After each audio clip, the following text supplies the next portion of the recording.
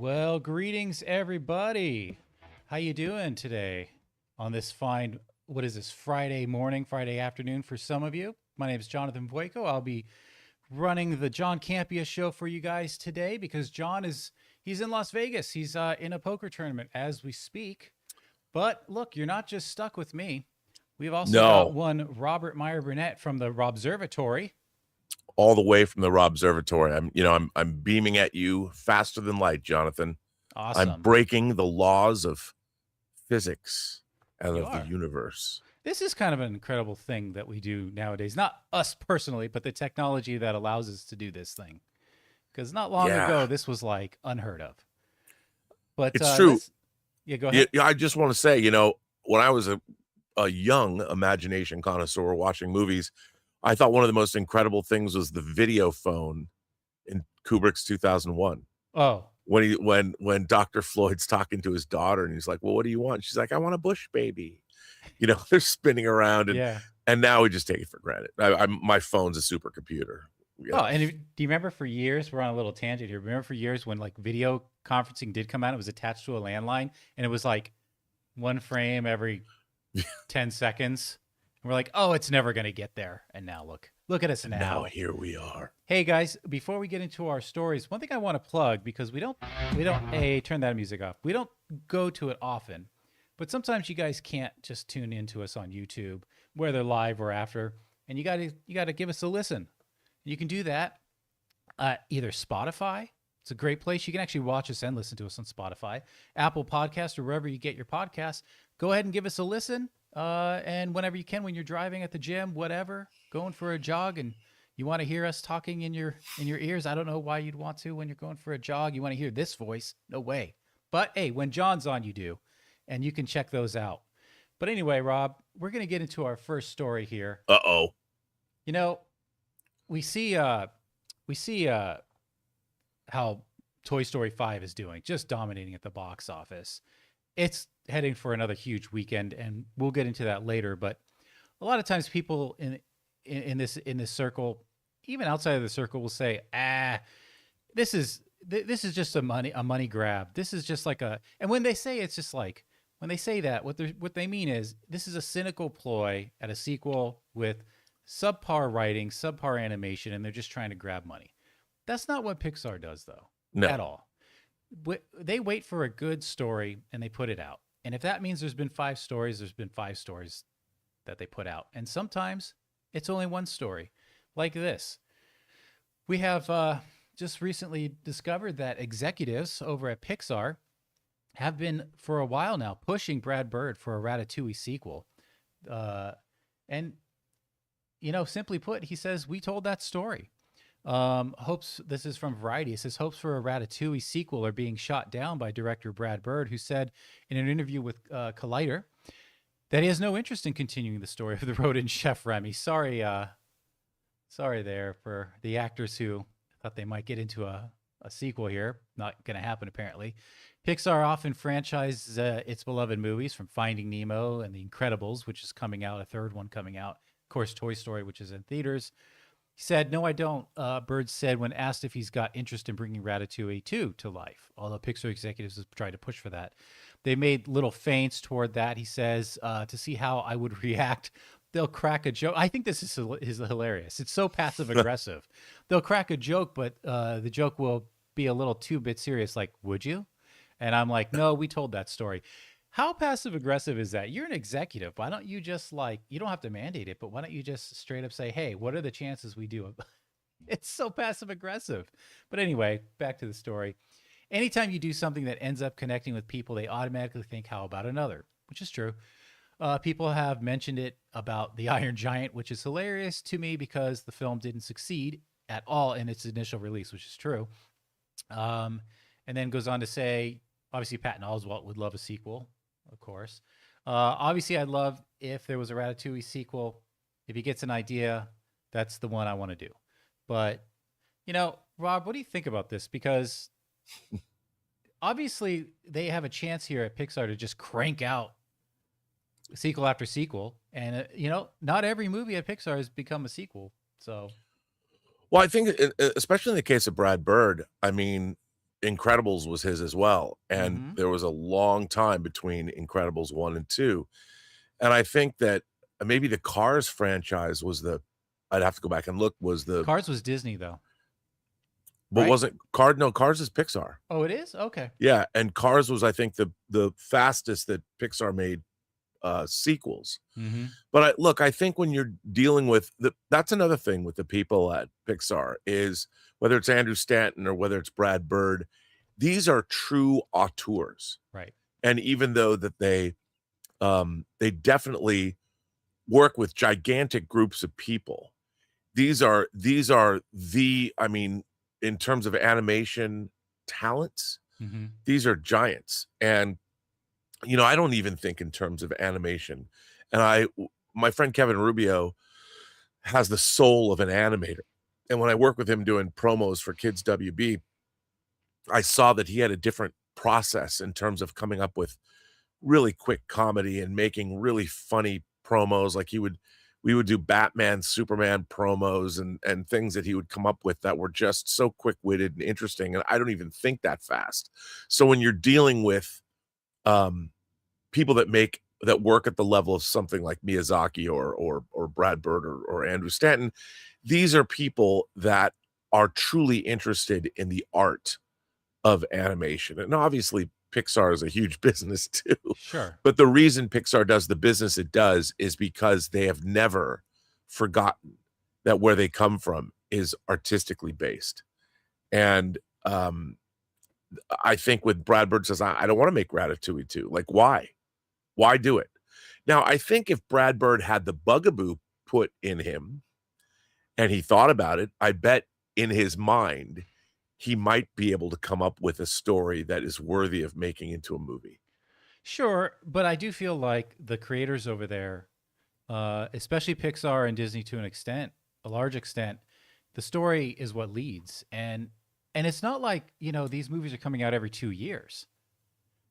Sometimes they're coming out a decade apart because they really Right. are waiting for a good story to come in. I mean, I was looking up, well, Coco is getting a sequel, but you've got movies like Wall-E, doesn't have a sequel. Up doesn't have a sequel.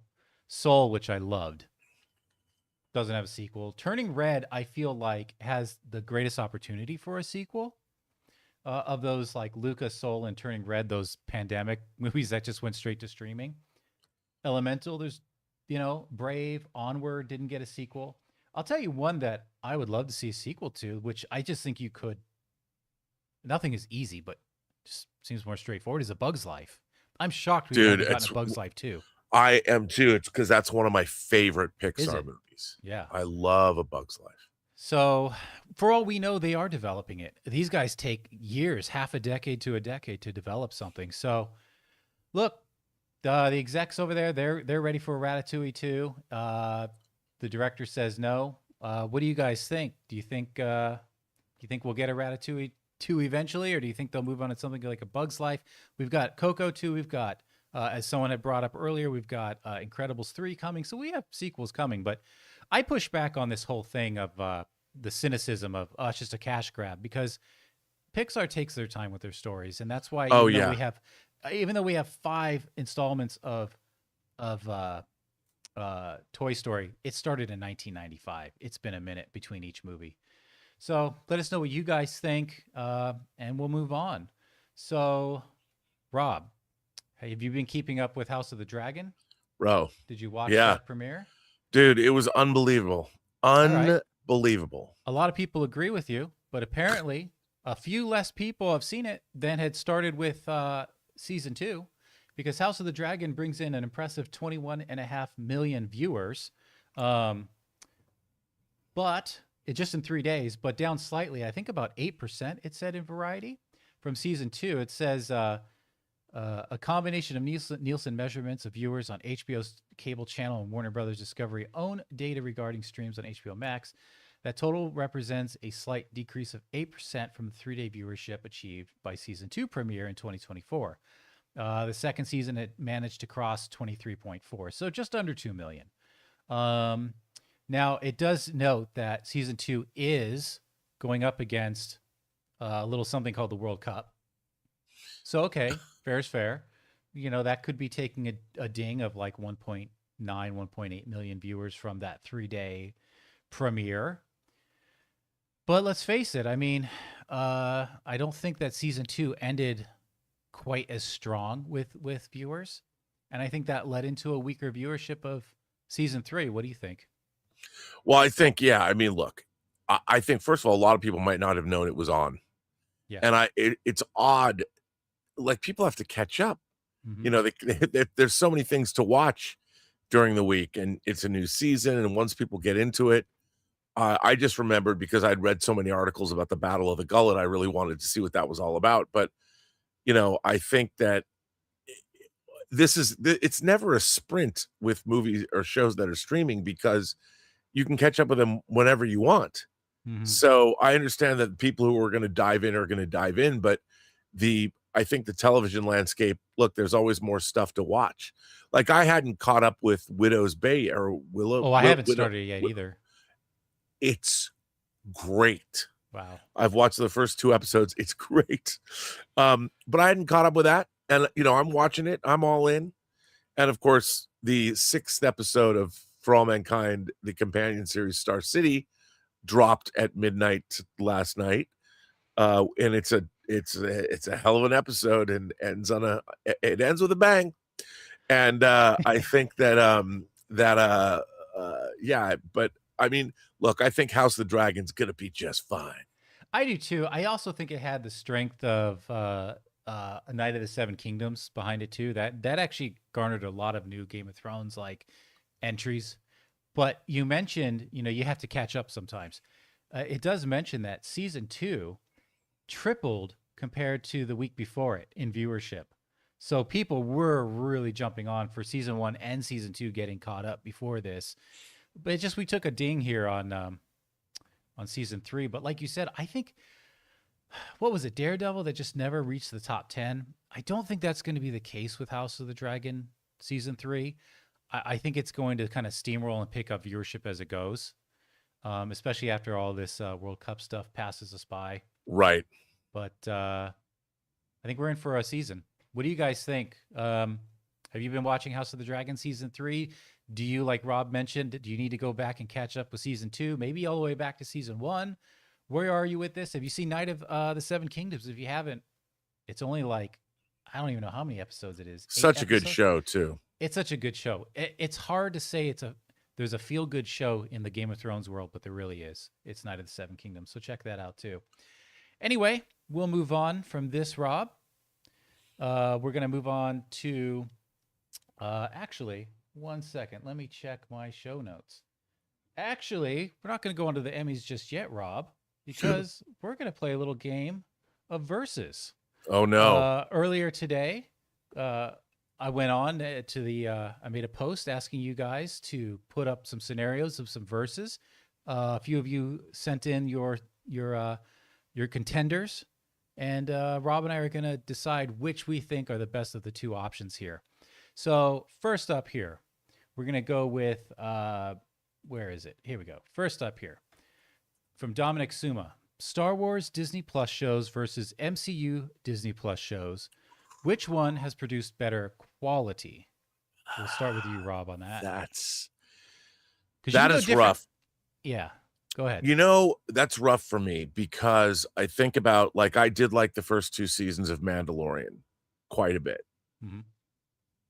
But I do think that, look, I liked Falcon and Winter Soldier more than most people, the show. I thought WandaVision was terrific. I liked Werewolf by Night. You know what? I'm going to have to give the slight edge to the MCU. Yeah. Okay, so I was thinking about this, and it's when you factor in Andor, which I think is the best thing. It's one of the best things, period, outside of Disney Plus and on Disney Plus, to me. And that is like top shelf. Yeah, you know what? You convinced me. I'm gonna go with Star Wars. I can't trump Andor. That's the thing. Andor. Yeah, the Forest Moon of Endor. It is so heavily weighted. So that's like top tier shelf. And then right underneath that, you've got Mandalorian season 1 and 2, which were great. I think that's the next tier. Then you would have things that are like maybe Ahsoka, and well, I still would put Skeleton Crew above that. Well, but yeah, I not- like Skeleton Crew simply because it was unique and new. and I love the story of that planet. I wish they lingered a little more on the story of the mystery of the planet. Yeah, That was my only issue with it. But regardless, it's a solid show. It then you was get kind of like the Night of the. If you equated it to Yes. something, the Night of the Seven Kingdoms and Skeleton Crew have something similar in common. that's actually really, I agree with that. And then you get into stuff like Ahsoka, which was okay to me, and then it gets into stuff that I hated. So like, I loved episode 1 of Obi-Wan. I thought this is going to be amazing. I Yeah. loved his fight scene between him and Vader, although I didn't get the cutaways to Reva checking around boxes and crates in a hallway and then cutting back to just give me the fight. Why do I need to see Reva doing like looking for this Leia once again? Don't get me started. And then I hated the wooden acting and writing of Acolyte. The fight scenes were cool, but that was about it. So that's all to say that Andor is so powerful and strong that it literally trumps anything on Marvel's side. If I take Andor out, I'm going to go Marvel because Yeah. in terms of overall quality, I loved Wonder Man. Like Wonder Man might Yeah. actually be my favorite MCU TV Well, Wonder show. Man's also a great. If Wonder Man existed outside, if somebody just put that on, said Marvel has a new show on Yeah. TV, I would love that show. Yeah. I mean, I know that Trevor Slattery comes from Iron Man 3 and all that, Right, but I thought, whatever. and you know what's really interesting to me about these TV shows, Jonathan, is that they should explore their universes in ways that their movies don't.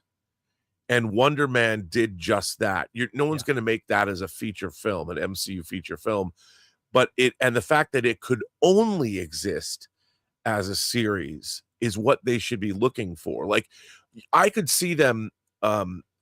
They could make a great 3-hour Andor movie, and I would watch the hell out of it. Yeah. They could do that, but I'm glad they only did it as a show. It exists as a show. It's the creme de la creme of the shows. And I think I think that WandaVision also only could exist as a TV series because when it was drawing on television history from the very beginning, Exactly. recreating those sitcoms, that was where it belonged.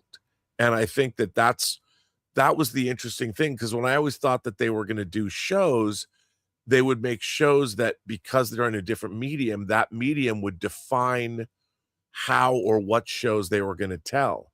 And something like Falcon and Winter Soldier, I liked it, but that could have been a movie, a 2-hour movie, and it could have been, they had to change it around because of the pandemic and things like that, but it could have been far more effective as a feature film. Yeah. Same with Secret Invasion, which was the most disappointing. Oh my God. I was so excited for that. I'm Yeah. like, what a misfire. Yeah, I'm probably going to reference Secret Invasion later on in our conversation today. But yeah, I mean, we'll move on to the next. But if I take out Andor, it's Marvel by a mile, because I love Loki, that WandaVision, Wonder Man. There's more I like about Marvel's series, but if we're just putting in like on a scoreboard, the Andor blew it out of the water. So yeah. All right, moving on to our next. From Josh Molinari, Doomsday versus Dune Part 3. What will be the better movie?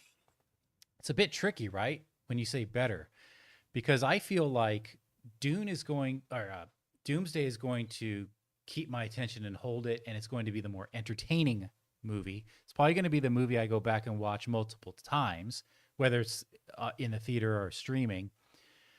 But if we're talking about quality in cinematography, directing, editing, storytelling, whatever, I just think Dune is going to be the superior film.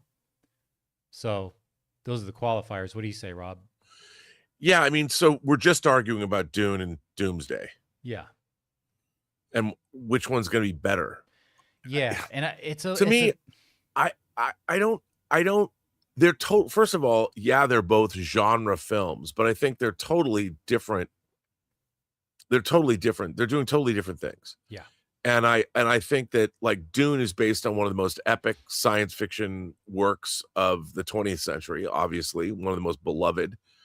It's coming off of two other movies. I mean, what's interesting too is I mean, it's almost like Dune 3 is Dune Coda, because Dune 1 and 2 are the first book. Yeah. And this book, I mean, yes, it's probably going to be Dune Messiah, but it's also, I wonder if I think he has to delve into Children of Dune a little bit, There's got to be some. because Yeah. she talks about her kids. Chani talks about her kids in the trailer. Right. So He's taking elements for sure. yeah, and I could definitely see that, but it's a totally different experience. I think one's going to be, you know, Dune is thoughtful. It's truly transportive. Whereas Avengers Doomsday, while it's full of doom, Right. it's still so much fun to watch. It's a superhero movie. Yeah. You know, and it's like they're two sides of the same wonderful science fiction fantasy spectrum. And on one hand, you get your literary erudite. We're talking about what does it mean to wield true power, the Paul Atreides jihad through the galaxy. And then on the other end, you're talking about the delicious, you know, creamy nougat of superheroes. Exactly. And I think I'll tell you one thing. I don't think there's been I mean, look, this is assuming both having seen some of Dune 3 at CinemaCon, which is just the most mind-blowing thing ever, and knowing what we're going to get in Doomsday, I think it's going to be one hell of a fun double feature, I'll tell you that. And I think they're going to provide different pleasures in different ways. Yeah, I think it's going to be one of the best double features in decades, probably. I can't even imagine. Adventure, you know, action-wise and entertainment. And I think that's going to be the fun part too, is discussing how do you feel about seeing both of those movies in a day? Yeah. Like the idea of Doomsday, I know it's the 18th of December, but the idea of seeing Dune and Avengers Doomsday on the same day is going to be something that'll carry through the entire Christmas break through into the new year. And I wonder how people are going to feel about having that experience of seeing both of these films in one day. I know you're going to. How does it make you think? Like, do you think about your life differently? You're definitely going to think about your day differently. Yeah. All right, moving on. So, yeah, like I said, I think I kind of went in terms of technical, whatever. It's probably going to be Dune 3, but so I lean towards Dune 3 is in terms of quality, whatever. But I can't say that. Like I say that, and it sounds like I'm like already putting Doomsday down when I'm incredibly excited for it. I think it's going to be excellent. Yeah, I'm totally excited for it. Yeah. All right, moving on to our next verses here from Sebastian Gomez. Who's got the brighter future ahead, MCU or DCU? We'll start with you, Rob, on that one. You know what? I've got to go with the MCU here, because you've got Spider-Man, you have Vision Quest, and Doomsday just in the latter half of this year. Those are three big bangers. Supergirl, I will admit right now, I found to be a crushing disappointment. Everything that I'd hoped that the DCU was going to become, I feel Supergirl was an enormous step backward. Mm-hmm. And I really don't quite understand the direction they went in with that film. And when you've established this Silver Age wonderful tone of Superman, where you have kaiju and you've got black holes and pocket universes and all this crazy stuff, I would think that, I mean, if Kara is pub crawling in the universe, I want to see fantastical realms. I want to see 70s prog rock album covers, kind of like, I don't know, in the Woman of Tomorrow comic they were adapting. Yeah, I mean, give me the cover of a Yes album. Give me Close to the Edge or Yes songs or something. And I was watching this movie and I'm going, why is space boring? You know, you're watching a Supergirl movie. When you're watching a Supergirl movie and I'm a Superman movie, I'm expecting to see these realms. Take me to realms I've never seen. Give me visuals that blow my mind. I'm like, every bar looked the same. Every location, okay, you're in Europe and you're in Iceland, but I'm like looking at this going, and most of the action takes place on land. You That's know, and true. That's true. I'm True. watching this movie and I'm thinking, where's my sense of wonder? Oh, I don't know. It's certainly not while I'm watching this movie because there's no sense of wonder in this film at all. All right, Whereas but in Superman, hang a on. kaiju will show up, you know, or We're gonna buildings get are to that though, falling Rob. over. We're Oh gonna yeah, get to that sorry. because we Yeah, got I to talk know. about their preview. So we're gonna get to The that. MCU So that was has just a a bigger, taste better of future. Rob's feelings on Supergirl. He'll delve into that more. But okay, let's set I'm that. a crying talk on about, the inside kind of talk clown about when it pocket comes to. universe. Let's put Supergirl in a pocket universe, or you could Yeah, say I'll put it it in was my a pocket. Let's just say it was a misstep. But Man of Tomorrow still has a lot of potential. We're still excited for Lanterns. Peacemaker was pretty good. So let's get back on it. Okay, so why do you think MCU over? Because we both agree that MCU is on the uptick, but is it gonna continue past Secret Wars or whatever? What do you think? Why do you think because once you're beyond what we already know is Secret Wars, what's the ceiling now for MCU? Well, I mean, look, the MCU, we know that we're getting, here's what I would say. We know we're getting Secret Wars. We know we're getting that. We know X-Men has been announced. And for me, as an X-Men fan, I look at the X-Men and the possibilities there are endless. You know, with the pantheon of characters, what they can do, where they can go. Hell, man, I hope they make a Hellfire Club movie that's like a period piece.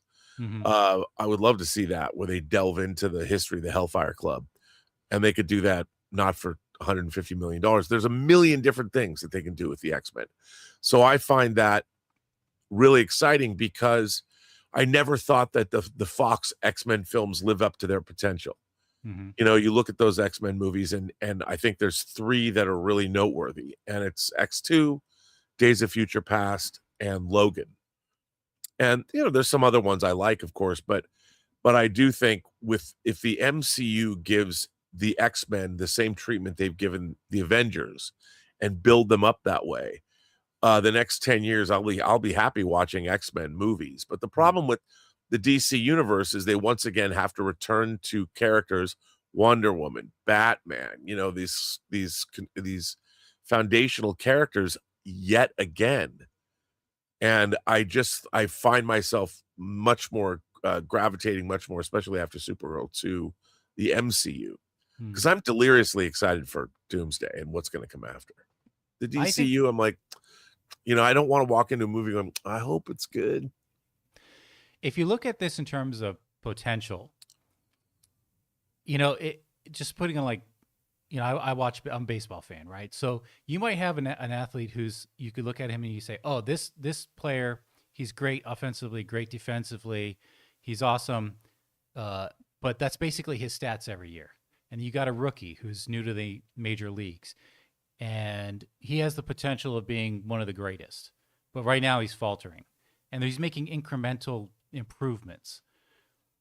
But if you were to look back 6 months from now or next season, he's a different player. This guy he has the potential of being a Hall of Famer someday. But the guy that you were like, oh, get rid of the rookie who's not doing so great. Keep this other guy that we know is his potential. That's his ceiling already. That's as good as that guy's ever going to get. But this rookie has a chance. What I'm getting at is there is so much potential and unknowns for the DCU still. I get that Supergirl faltered, and I think that's structural issues, because I think James Gunn took his eye off the ball with that in overseeing it. But the potential of what could come is almost infinite, because we don't know what they have in store for us. We don't even know what Man of Tomorrow is going to bring in beyond that. So I think potential-wise, the DCU has the potential of being greater than what the MCU is right now. But the MCU is the tried and true product. So if you're just looking at the facts on the ground right now, the MCU. And if I was going to put money on it, I'd have to go the MCU, because you can't invest on a dream. You got to invest on what you see in front of you. All right, next one up. Saney says, which is the better action series, Lethal Weapon or Die Hard? I want to say, first off, I think the better comparison would have been Lethal Weapon and like Beverly Hills Cop. But Lethal Weapon and Die Hard, let's see. What do you think, Rob?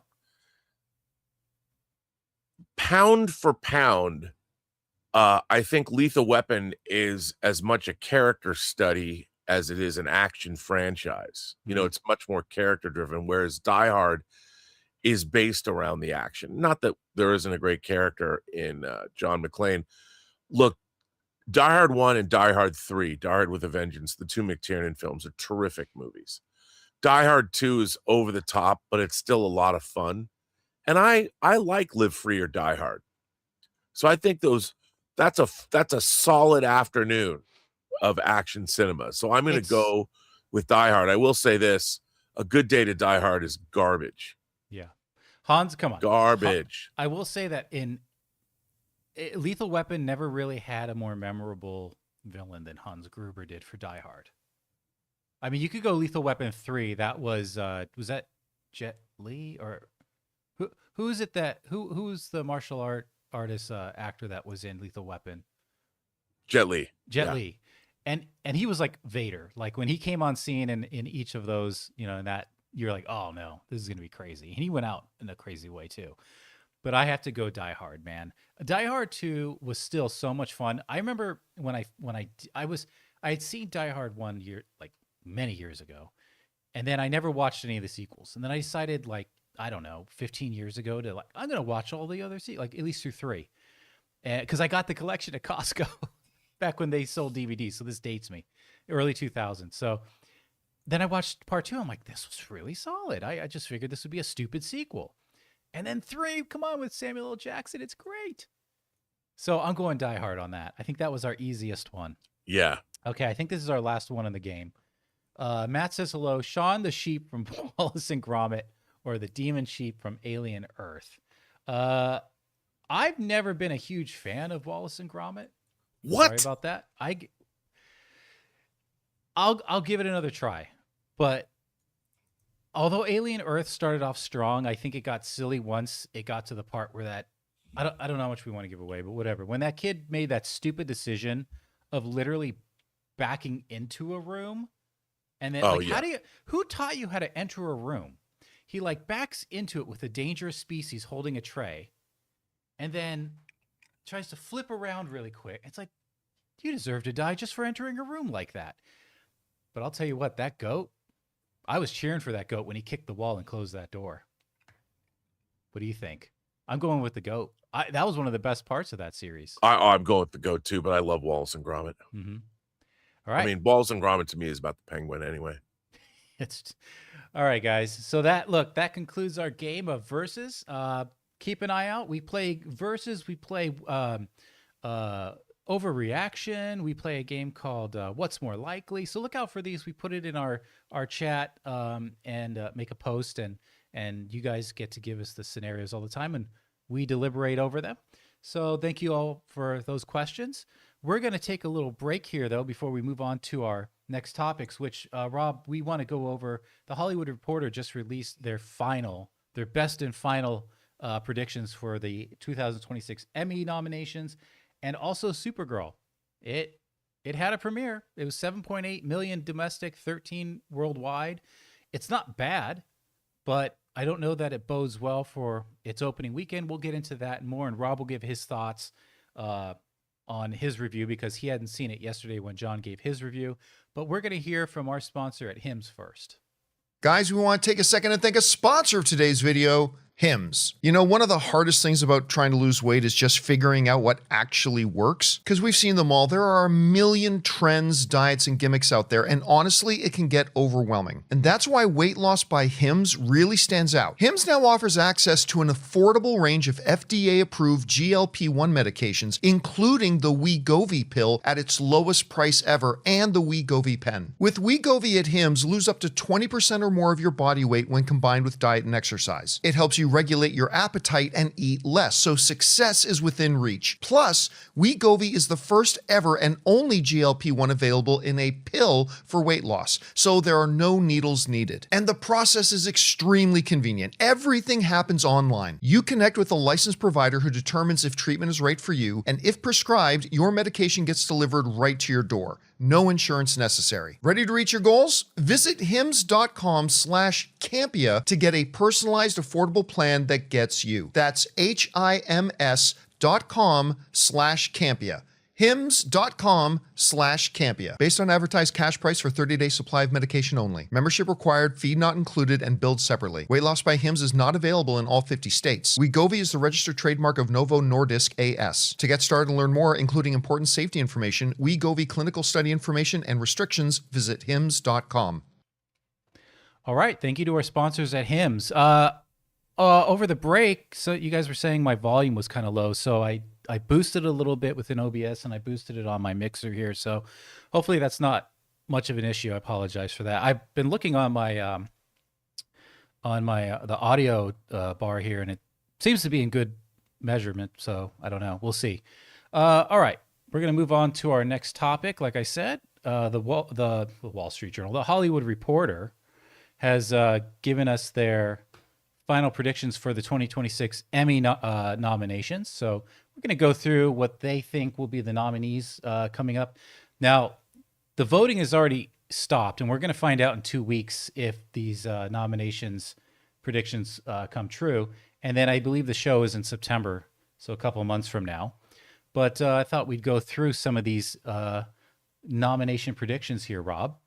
So first up, we're starting with best drama series, of course.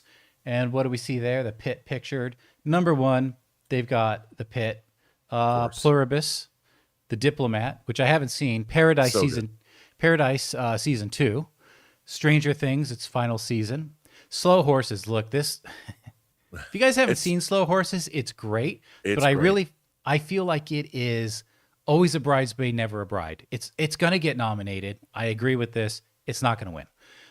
Then Task and my beloved Night of the Seven Kingdoms, they also give an alternate for industry and a potential surprise for Landman. Should have been a contender, The Testaments. Rob, what do you think about these? First off, do these seem like they make sense? And then of these, which would you think would take the win? Well, they don't have things like The Bear in there they don't. Well, Hacks, I guess, is over. They do have both of those, but those are going to be in the comedy. Bear, for whatever reason, okay. I don't know. But well, look, I'm a huge Paradise fan. I hope it gets a nomination. I'd love to see that happen. How do you feel about season 2 over season 1?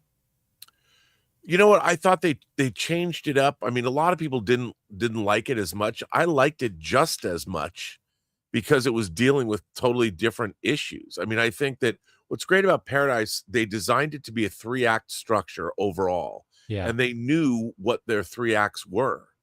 And I felt like when I'm watching it, I'm always asking, I want to know that the showrunners, the authors, the architects of these things know what they're doing. Mm-hmm. And with Paradise, I felt both seasons, they absolutely knew what they were doing. And it's gotten more crazy as it's gone along. And I can't wait to see what they're doing with season 3. And the writer's room wrapped a long time ago, and they've been shooting season 3. So we'll get it. I can't wait. But I don't know if Paradise, to me, it's great airport reading. Okay. It's not the prestige show that, say, The Wire is. Sure. So I don't know if it's very genre, but I'd love to see it. It's not going to win, but I'd love to see it get something. Task has gotten a lot of hype. Yep. Which I have not watched yet. I could see Task winning. My should win on this list is Night of the Seven Kingdoms. I don't know that it will, but I think it should. The Pit won last year. It could go back to back, and it deserves it. It does, and I know that John and I we've talked about this. We didn't argue about it. I know the best show should win. Yeah, but it always kind of bums me out when the same show wins over. Because I'm like, when you win an Emmy award, like a show runs 7 seasons, right, or 10 or 5 or what. In my own mind, I'm like, if a show wins an Emmy, that Emmy is for the whole show.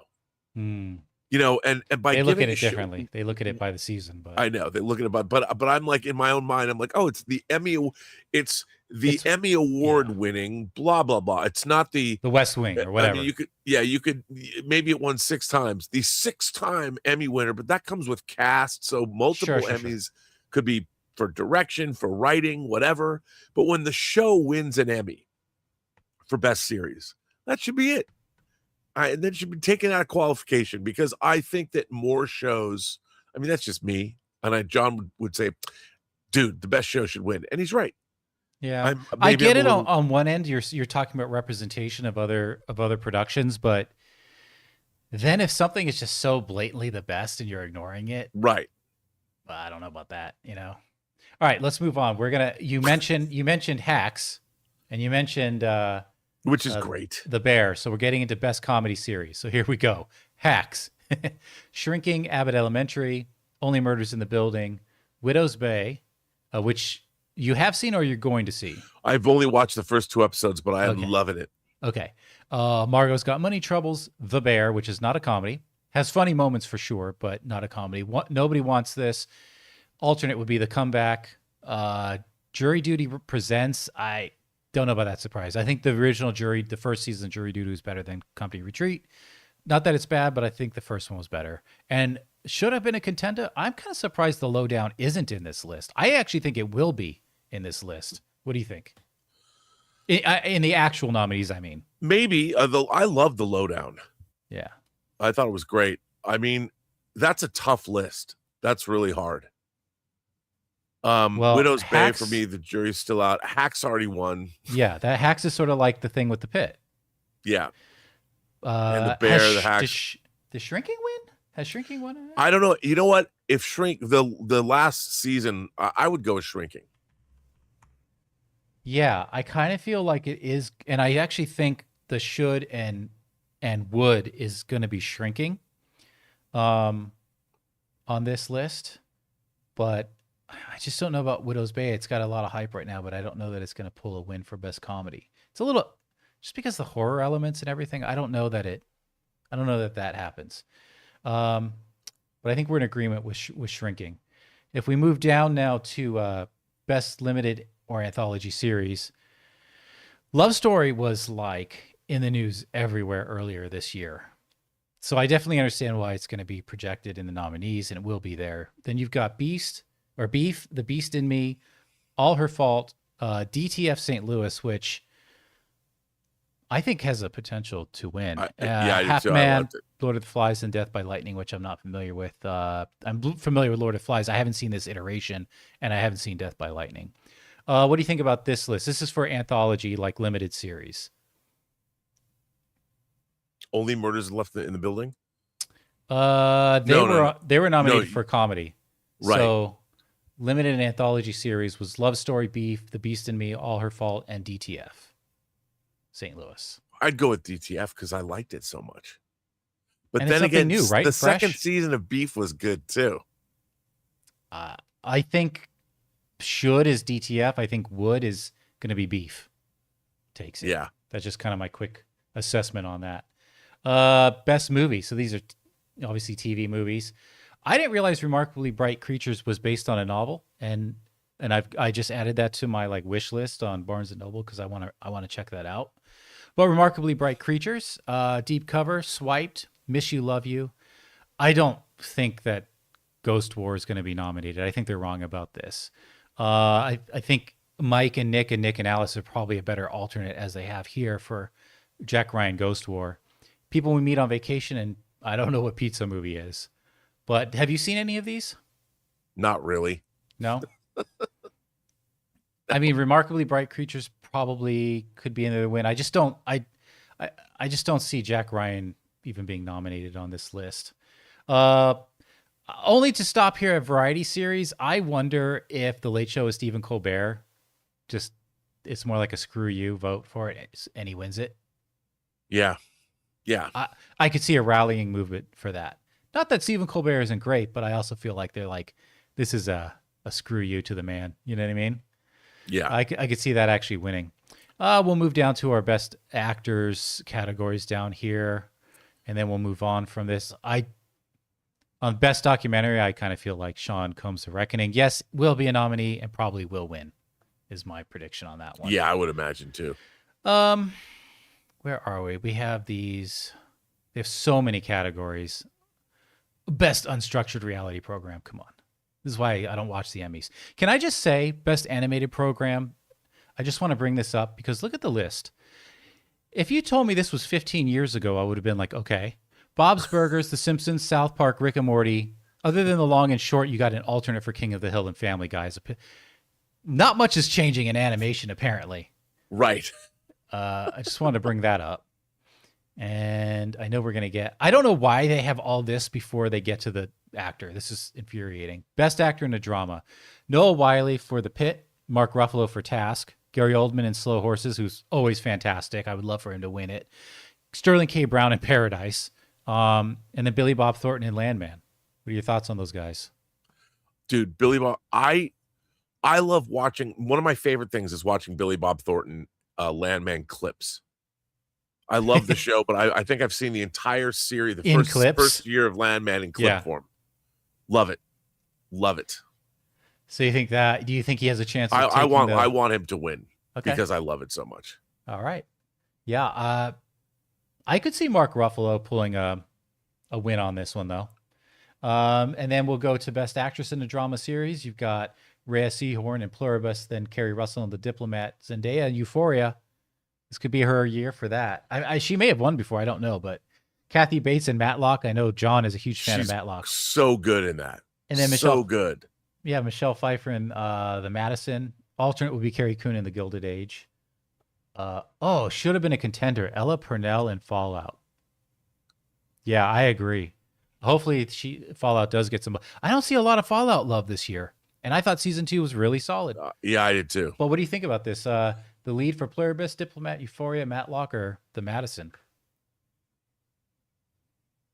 That's tough, man. That's like... Maybe Euphoria? There's a lot of great actors, but the third season was over the top. It was just... Right. Maybe it's just not the year for Euphoria. So maybe Pluribus, but... And I love Pluribus. Loved it. That's going to be a tough category. I'm not really sure. I can't give you a woulda or should on that one. Other than I would have loved to see Ella Purnell in that. Best Supporting Actor in a Drama Series. Tom Pelphrey in Task, Patrick Ball in The Pit, Sean Hattasey in The Pit, Billy Crudup in The Morning Show. I've never seen The Morning Show, but people love it. Pluribus, Carlos Manuel Vesca. Garen Howell, The Pit. I mean, dude, what is this? 1, 2, 3, 4. The 4 out of 7 is The Pit. So the odds are it's going to go to The Pit. And then Sam Elliott in Landman. You know what? Give it to Sam Elliott. Yeah, he's so good in that too.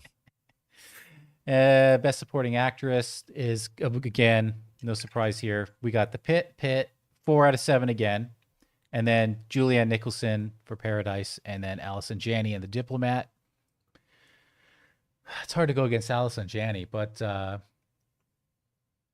odds favor The Pit here. Were there any standout female lead performances in the shows you watched this year? This would be supporting. I mean, supporting roles. I think the woman that plays Zosha on Pluribus. Mm-hmm. I don't know if she's in there. She was. I mean, she could be, but as far as what they're projecting, it's Widra. Yeah. And then we can go into Best Actor and Actress for Comedy Series, which was, and then we'll wrap it up here. Jason Segel, of course, for Shrinking. Martin Short, Only Murders in the Building. Matthew Rhys for Widow's Bay. Jeremy Allen White. I mean, okay. He's a great actor, but... And then Adam Brody and Nobody Wants This. Steve Martin would also be an alternate. Martin Short is a comedy legend. It's hard to go up against him. I could see him winning for sure. Matthew Rhys would be a great newcomer for this category for Widow's Bay. Do you like what you see of Matthew Rhys? He's incredible. Incredible. I never knew he was Welsh until I saw interviews for Widow's Bay. Well, it's wild to watch, a lot of these actors that we don't know are British because they're playing Americans. But when you see him in interviews, it's like, oh my God. Because he played Matlock. Like the origin story of Matlock, the darker, grittier Matlock. All right. Then our final category we'll do here is Best Actress in a Comedy Series. Of course, you're going to have Jean Smart for Hacks, Lisa Kudrow for The Comeback, Quinta Brunson for Abbott Elementary, Ayo Edebiri for The Bear, and Elle Fanning for Margot's Got Money Troubles. Alternate would be Kristen Bell for Nobody Wants This as well. You know what? That show is great. And I think Elle Fanning is a great actress. Mm-hmm. I think she's never got her due. I'd love to see her win this award. for Margot's Got Money Troubles. Yeah, and And Margot's I Got just Money ca- Troubles is great too. And I love The Bear. It's great. Like it has petered off, but it's just not a comedy series. You're miscategorizing it here. I'm sorry, you know. But hey, if they win, I'll be happy for the actress who wins. All right, you know, and then it goes into like best supporting actor, of course, you know, for comedy series, best supporting. One thing I thought was interesting was the as it goes down into best guest actor, and we think about Paradise season 2. If I can get to it, Shailene Woodley. Shailene Woodley is nominated, and I Boom. think she's probably deserving of it. Yeah, 100%. Yeah, 100%.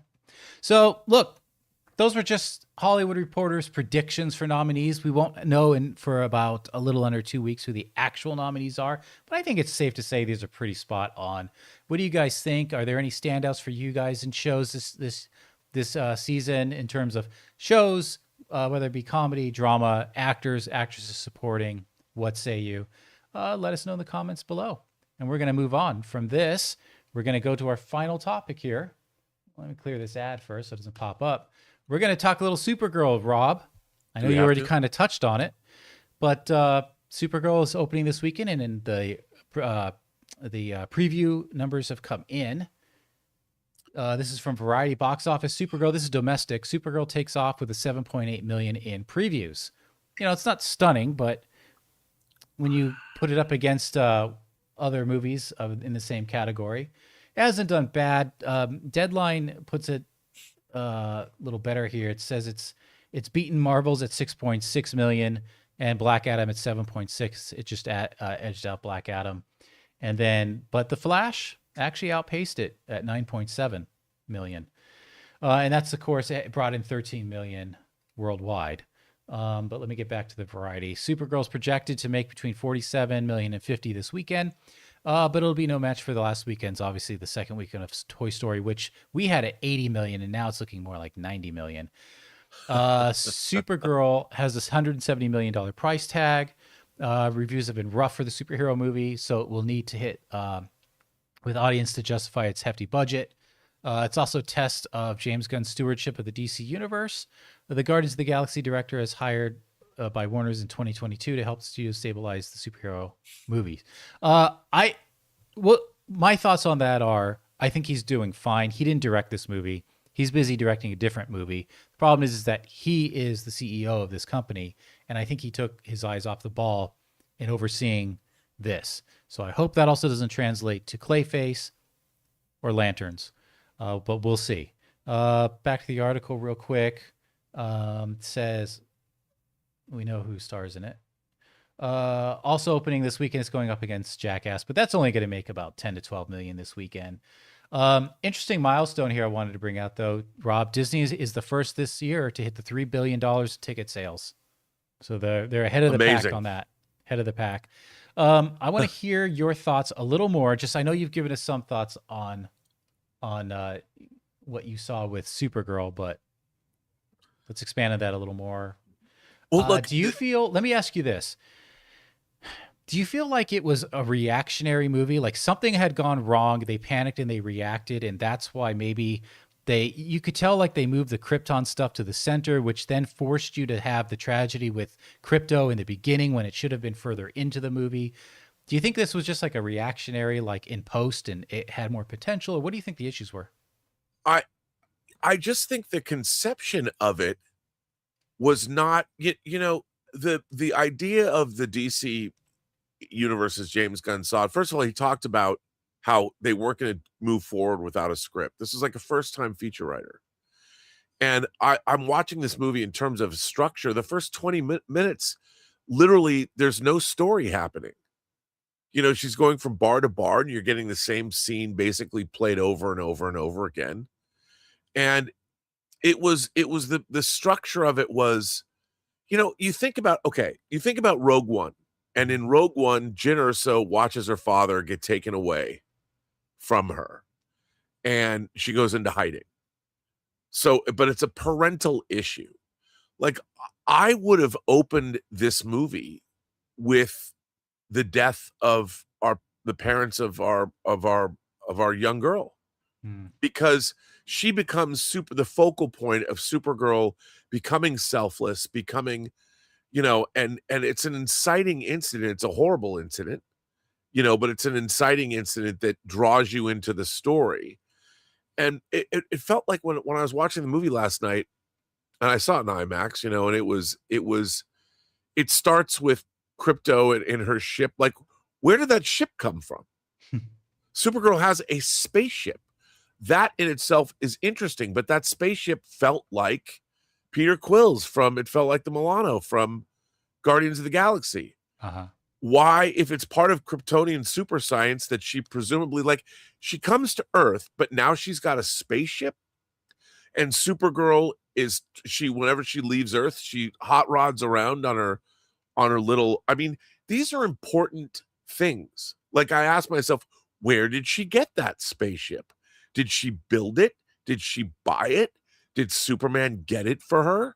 And I'm thinking to myself, I know these are like maybe nitpicks, but this is a big deal because they make a point that Supergirl goes to green stars, she goes to yellow stars, she goes to red stars. So it makes sense that she'd have to have a spaceship.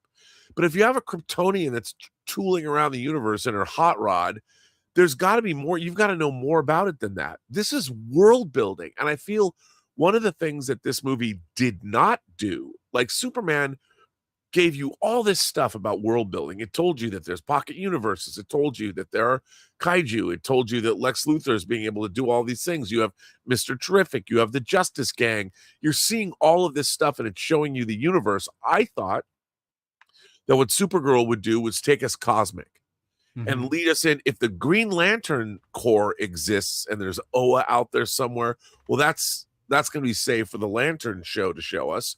But Supergirl basically showed us this generic universe that really had no ties to anything else. And as a longtime DC fan, there's all different kinds of DC planets to go to, like Ran, the home of Adam Strange, for instance.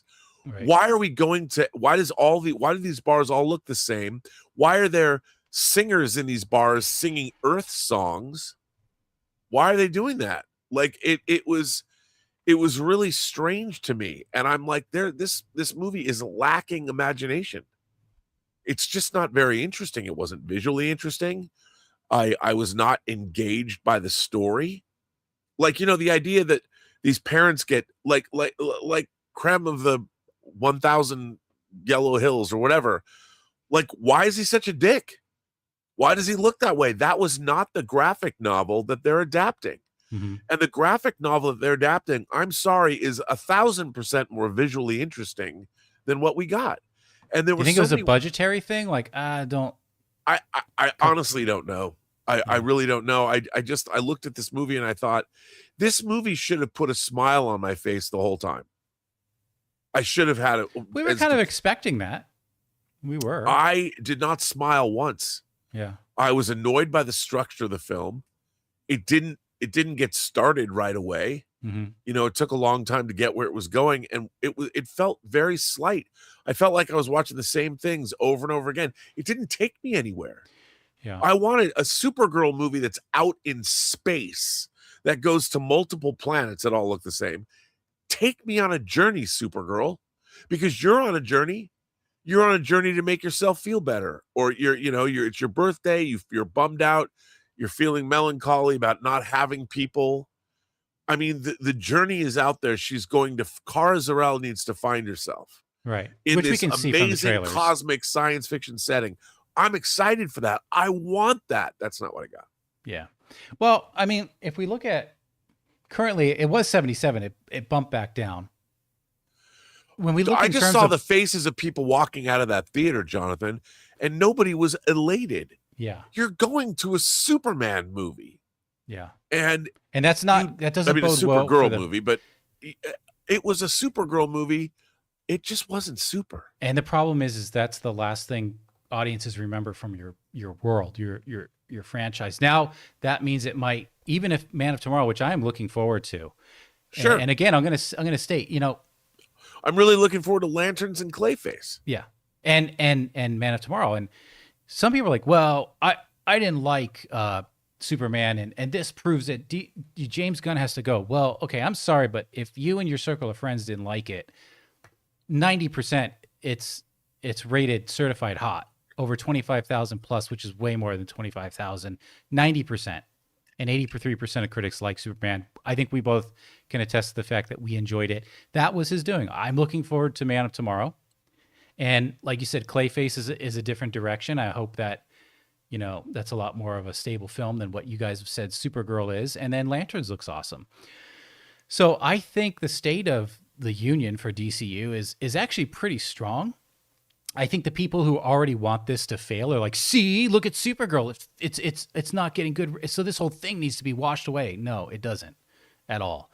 And then secondly, this wasn't James Gunn who wrote it or directed it, but I agree with John. He's got to get his eye on the ball after Man of Tomorrow and start overseeing these like Kevin Feige oversees the MCU. Yeah. Now, for a while, Kevin Feige wasn't, because he was made a middleman under Bob Chapek, but those things have changed, and we've seen the quality of MCU start to creep up again and hopefully blow up from here. 73% of the audience, 76% of the audience gives it a thumbs up, but that could just be like, it's okay. So I don't know how this is going to translate, because even if it gets 47 million opening weekend, and then let's say it takes a 60 to 70% drop, then that's devastating. It did get $100 million in sponsorship, so it has a bit of a leg up there. But I think if this movie can pull 300 million with its sponsorship deals, it's profitable. Just if it's 350, it's definitely pushing into profit. I don't know that this is a $400 million movie. I think it's going to be one of those where they keep it in theaters long enough to cross the 300 million mark. I don't know, man. Yeah. I don't think that. I walked out of that movie last night looking at the people around me going, yeah. But I will say this, the popcorn bucket's cool. Yeah. They kind of have this Art Deco popcorn bucket. But after I was thinking about buying it, but after I walked out of the movie, I'm like, no, I don't need that. Yeah. Yeah, I get that. I mean, her performance as Supergirl, though, I think people are still going to say, hey, she's in Man of Tomorrow. Like, I like her in the universe. I don't know that we're going to see a Supergirl too. Don't think we need to. But I do like her, like in Justice League or something like that, and then Man of Tomorrow, first off. But I'm just saying down the line, I would definitely see more of her. She's not the problem. No, she's not the problem at all. Yeah.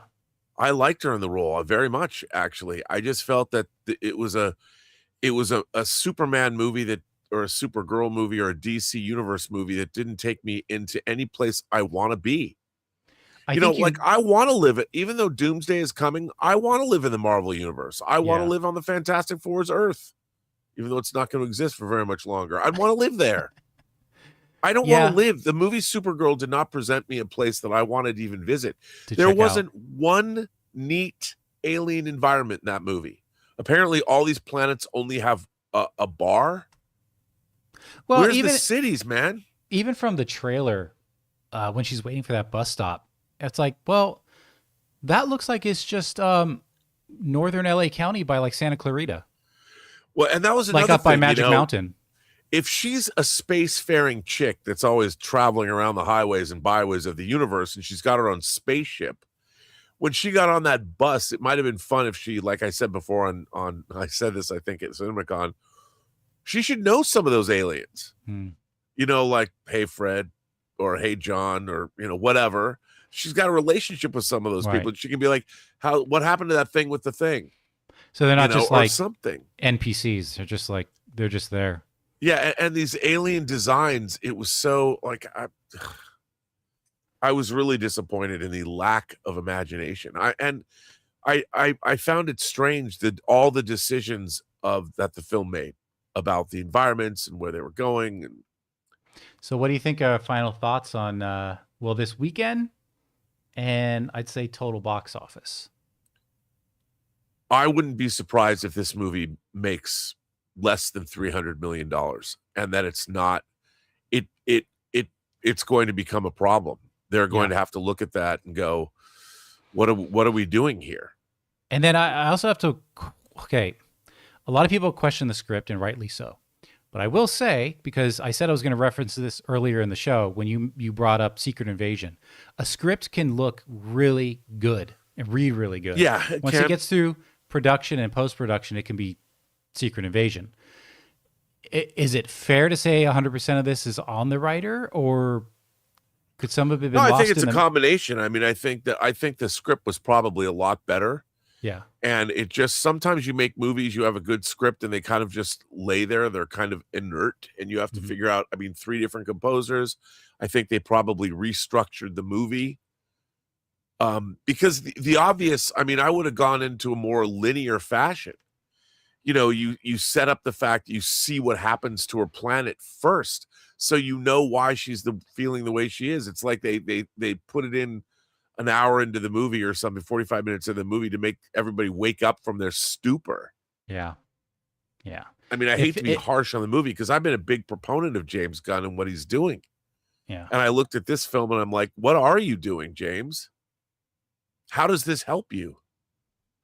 Well, he liked what he read, but like I said, I think he got so zeroed in on Man of Tomorrow. I think he was like, I can trust Craig Gillespie. And why wouldn't you think that?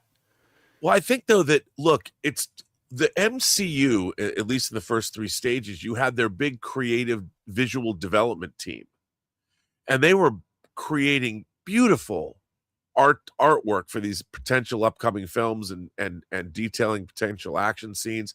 If there's one thing you have, is you should have a DC core group of people that are saying, okay, where are we going to go? What do we want this? I mean, the films can all look different, right? But this was a film that, what look were you going for?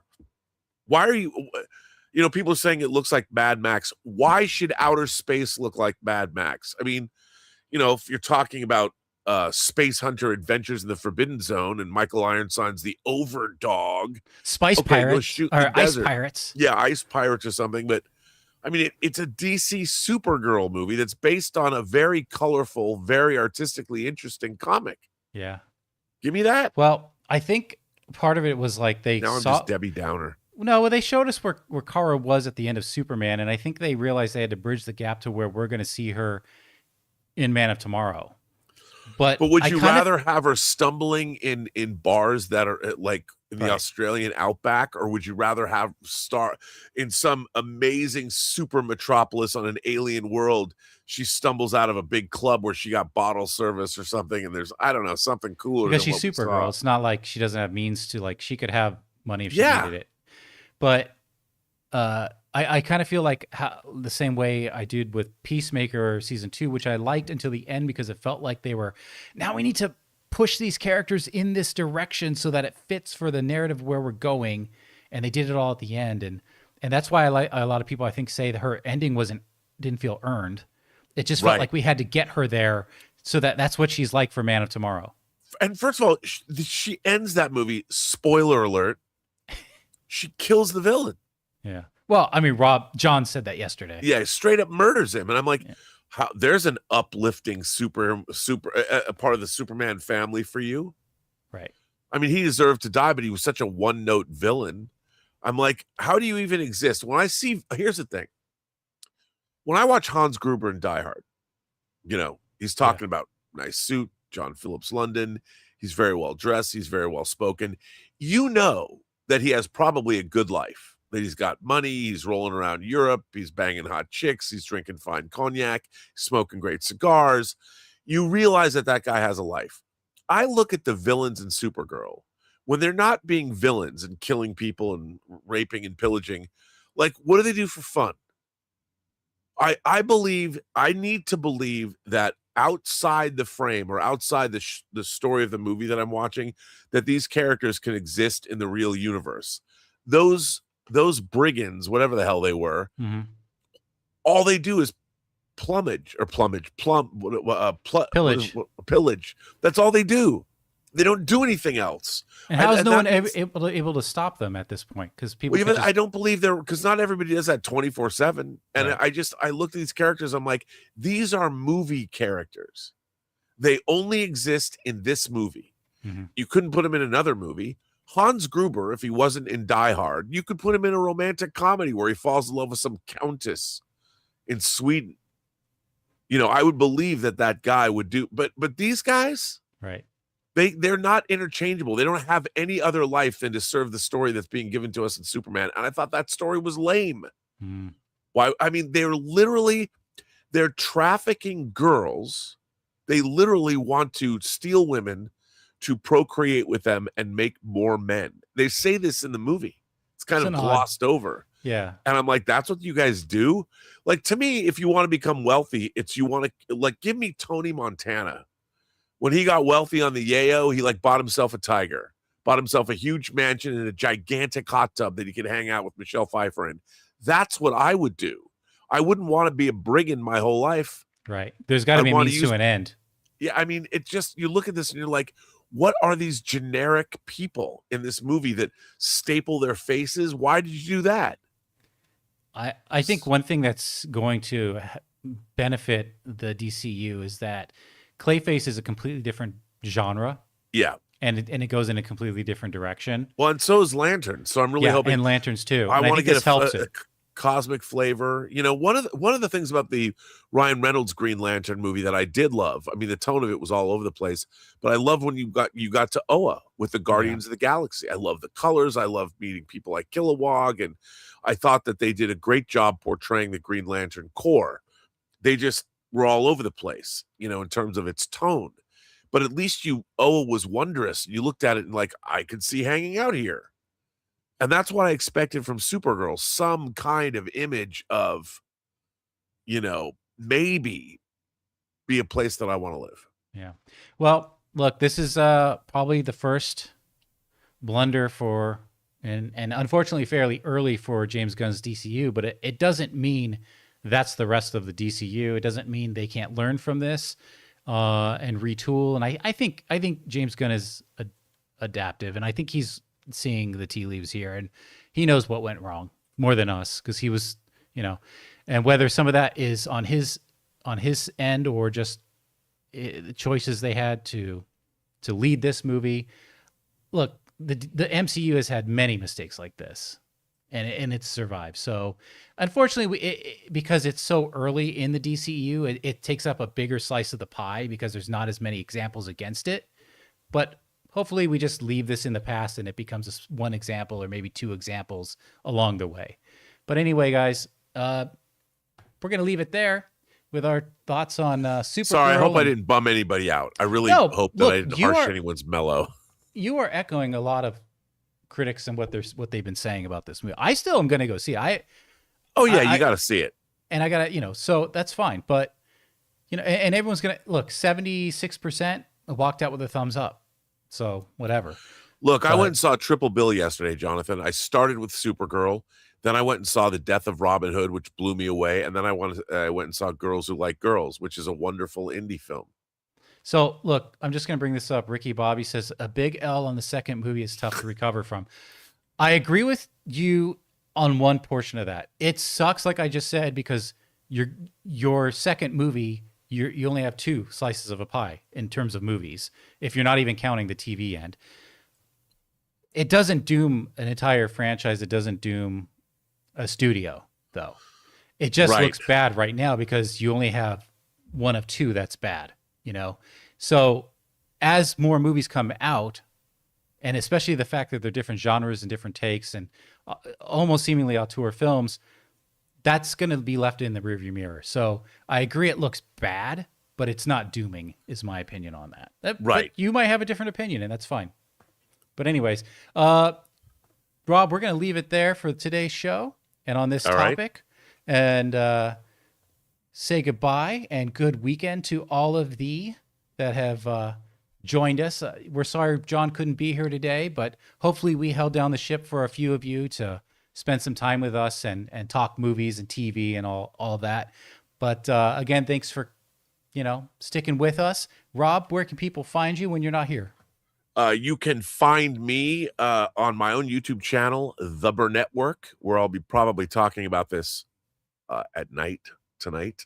You can also find my latest work, which is True Noir, The Assassination of Anton Cermak, which is a star-studded audio drama that has people like Michael Rosenbaum, Katie Sackhoff, David Strathairn, Louis Lombardi from 24 and The Sopranos, Vincent Pastore, also from The Sopranos. I'm really proud of it. I directed it, produced it, edited I say edited the film, edited the audio drama. It's available wherever you get your audio dramas. True Noir, The Assassination of Anton Cermak, written by the great Max Allan Collins, who wrote the graphic novel Road to Perdition was based on.